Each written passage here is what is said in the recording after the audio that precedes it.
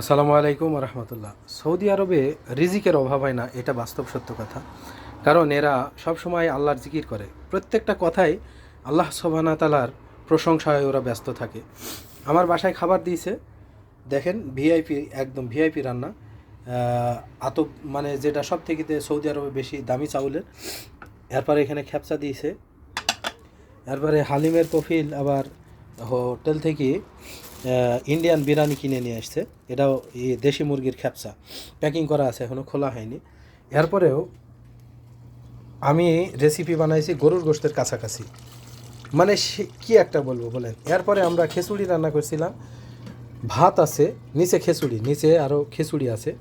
মানে কি বলবো বলেন, খাবারের অভাব নাই। আর এই যে এটা পালং শাকের মতো, এটা আমার খেতে খুবই ভালো লাগে, খুব পছন্দনীয় একটি খাবার।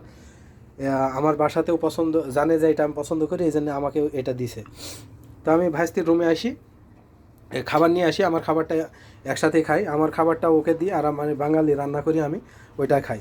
তো যাই হোক, মিলে জুলে আমরা দুই চাচা ভাইস্তি খুব ভালো আছি আলহামদুলিল্লাহ। সবাই দোয়া করবেন। খানার অভাব নাই, সত্যি এদেশে রিজিকের অভাব নাই। আল্লাহ তাআলা এদেশের মানুষকে রিজিকের অভাব দেয়নি, সত্যি সুবহানাল্লাহ।